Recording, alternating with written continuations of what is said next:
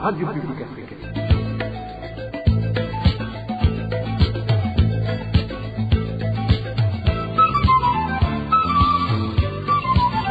Radio Publique Africaine.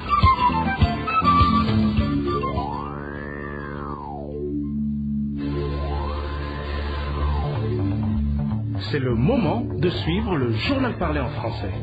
À la présentation, Nadège Ilakose. Nous sommes le mardi 27 mai 2025. Bienvenue, chers auditeurs de la RPA, à ce journal dont voici les principaux titres.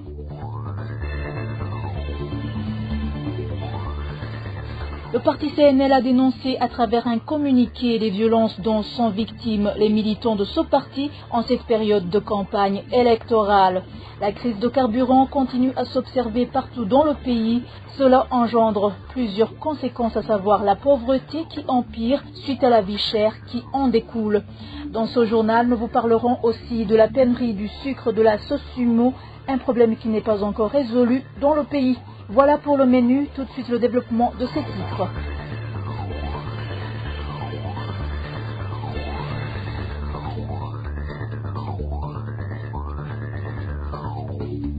Bonsoir, débutons ce journal par la page politique.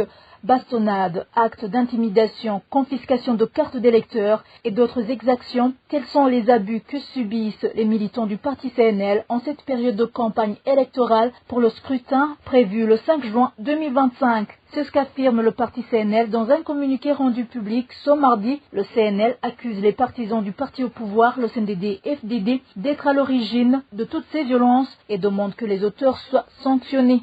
Le contenu de ce communiqué avec Elvis Nyamwongere.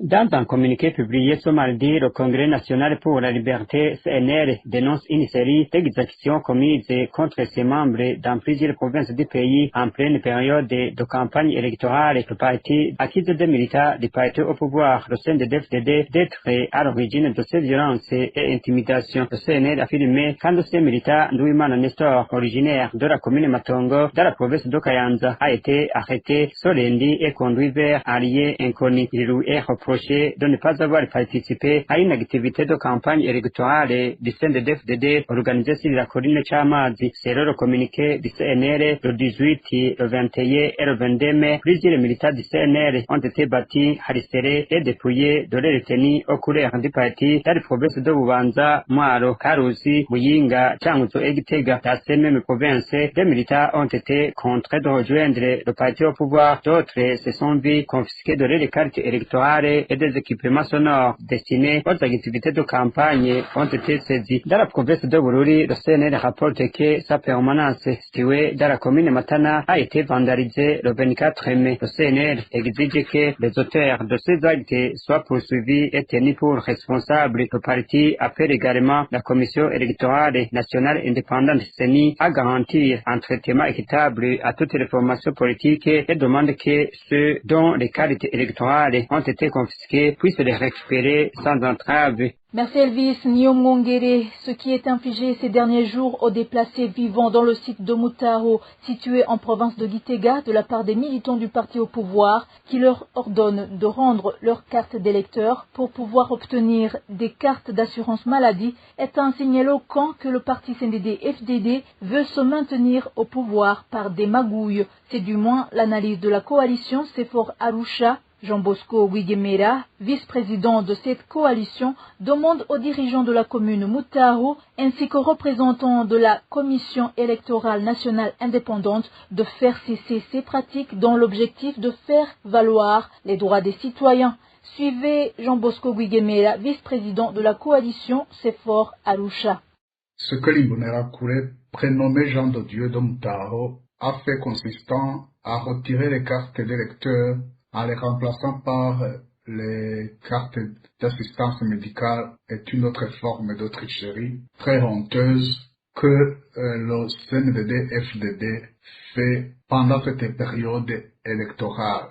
C'est une preuve éloquente que pour le CNDD-FDD, l'idée de concurrence n'existe pas. On veut tout rafler, c'est du totalitarisme.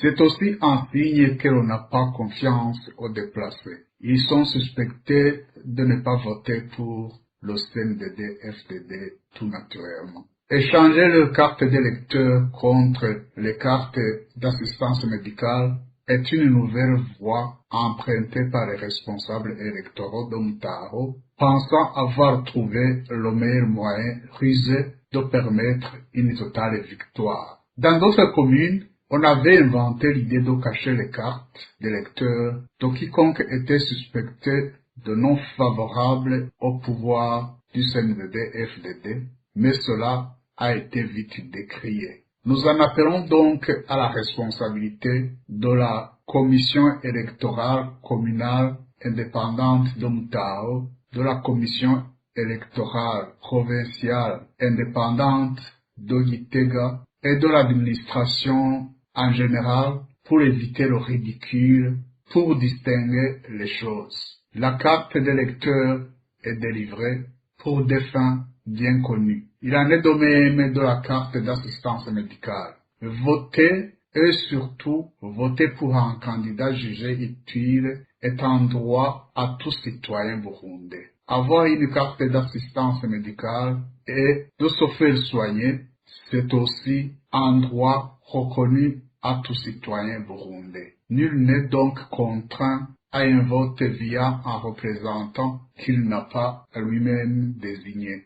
C'était Jean Bosco Guigemera, vice-président de la coalition CEFOR Arusha. Un homme d'affaires membre du parti CNDD-FDD, Vincent Ndagijimana, est actuellement détenu dans les cachots du Service national des renseignements de Bujumbura depuis ce lundi.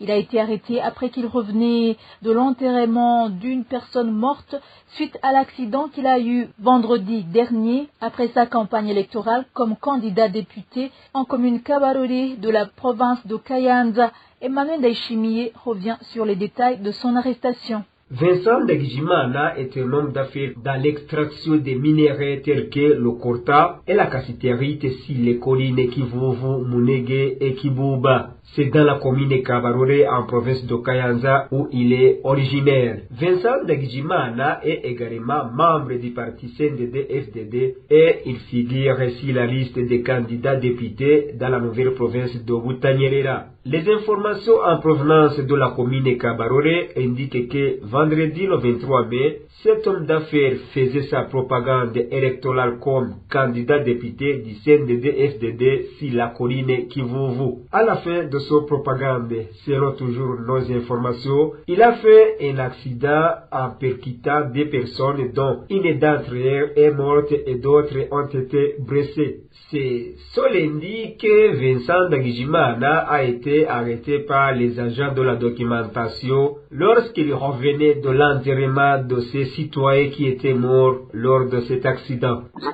Vendredi dernier, lorsqu'il venait faire sa propagande électorale, il a percuté des personnes. L'une d'entre elles est morte et d'autres sont blessées. Il a alors été arrêté ce lundi quand il revenait de l'enterrement de cette personne morte lors de cet accident.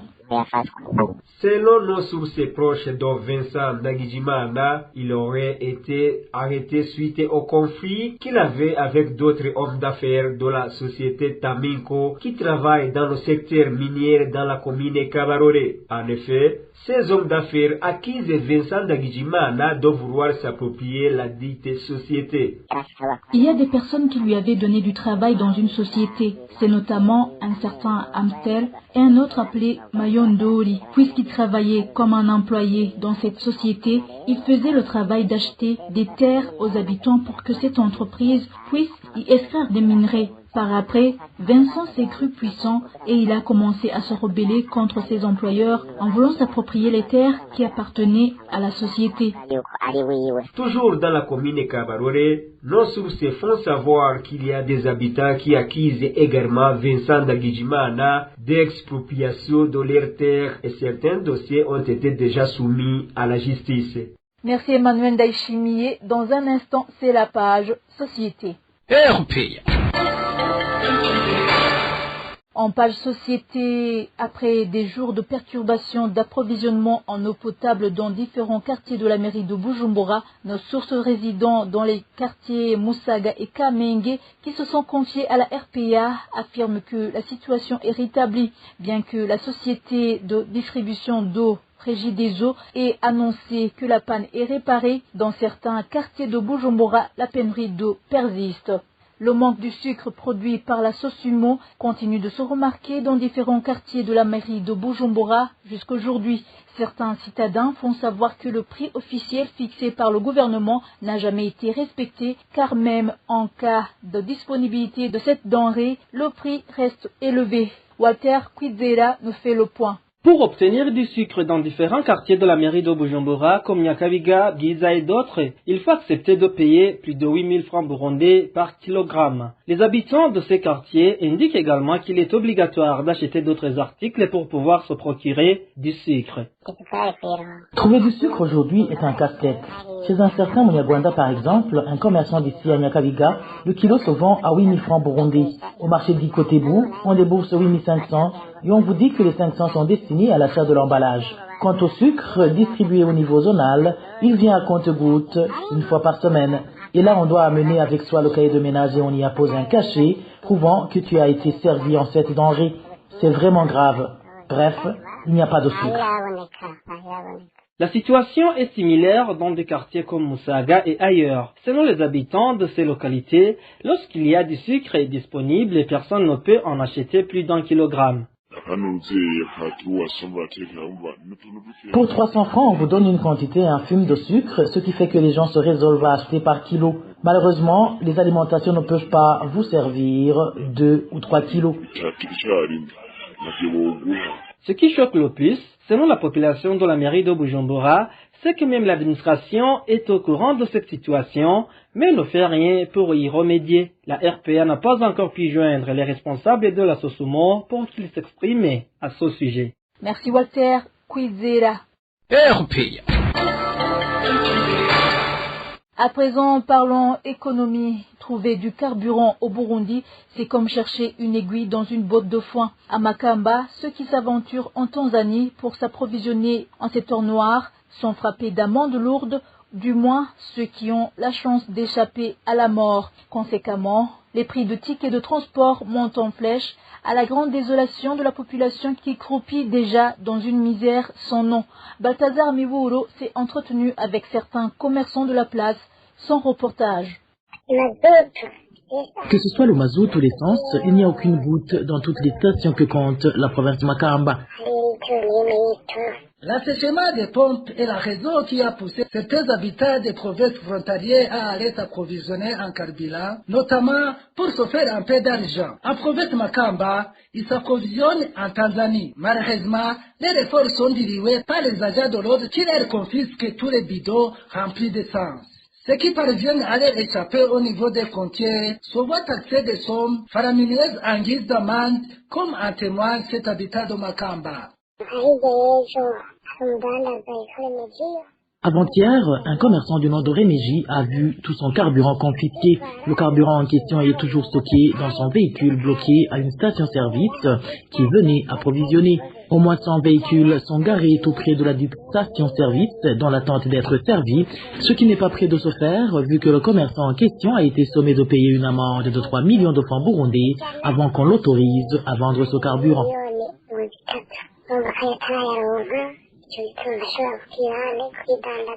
Selon toujours nos sources, certains ont même perdu leur vie alors qu'ils tentaient de faire entrer le carburant en provenance de la Tanzanie sur le sol burundais. Beaucoup de jeunes se font descendre au niveau des frontières. Si on t'attrape avec un bidon d'essence, on te tire automatiquement dessus. On ne sait pas s'ils veulent nous asphyxier ou quoi. Ces jeunes en question sont au nombre de 5. 2 ont été abattus à Boudake et 3. Une localité située en commune Mabanda, tandis que les 3 restants ont été tués dans la zone Vigina de la commune Kayogoro. Cette barbarie a fait que les gens soient réticents et le prix de carburant disponible revient à très cher car vendu au marché noir. Ce qui se répercute sur les prix de transport qui, dans certaines localités, ont été multipliés à 3 et plus. Ce commerçant nous parle des difficultés qu'ils ont aujourd'hui pour se déplacer d'une province à une autre. Hier, le trajet Makamba-Nyanzalak s'effectuait à 12 500 francs, alors que le prix officiel est de 7 000 francs. De Nyanzalak à Rumongue, le ticket est de 10 000. De Rumongue à Bujumbura, le prix du ticket était de 17 000. Donc, pour quitter Makamba vers Bujumbura, on débourse plus de 40 000 francs burundais. Si ça continue comme ça, on va y laisser des plumes. Dans les auditions ultérieures, nous vous parlerons de la provenance du carburant vendu frauduleusement au transport de Makamba, ainsi que des réseaux derrière cette hausse vertigineuse des prix de tickets de transport. Balthazar Miburo, toujours à ce propos, se procurer du carburant reste un sérieux problème en commune Lugombo, dans la province de Cibitoke. Selon la population de cette localité, en cas de disponibilité du carburant en provenance de la République démocratique du Congo, il coûte très cher. Plus de détails avec Digne Karondo. En commune Lugombo de la province Cibitoke, la pénurie de carburant persiste depuis un certain temps. Même le peu qui est disponible est vendu par ceux qui l'importent de la RDC, raconte notre source. Il n'y a pas de carburant. Les stations n'ont pas été servies depuis quelques mois. Là où on peut dire que le carburant est disponible, c'est à Nyamitanga. À cet endroit, le carburant est importé de la RDC. Mais malgré sa disponibilité à Nyamitanga, il coûte cher. 1,5 litre s'achète à 15 000 francs burundais. Les gens de Lugombo qui font le commerce du carburant l'achètent à Nyamitanga pour ensuite le vendre à 17 000 francs par 1,5 litre. Notre source dans cette localité indique que par la faute de la carence de ce produit essentiel, le prix du ticket pour le transport Cibitoke-Bujumbura a doublé.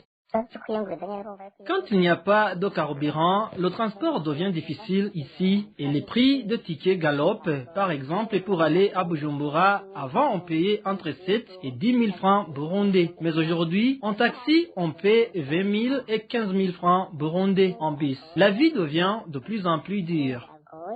Les conducteurs de cette province de Cibitoke signalent que si rien n'est fait pour stabiliser cette situation du carburant, les choses risquent de s'aggraver dans l'avenir. Merci Digne Karondo. Et voilà, chers auditeurs, c'est la fin du journal de ce mardi 27 mai 2025. Merci de nous avoir suivis. Merci à tous mes collègues pour leur bonne collaboration. Excellente soirée à tous.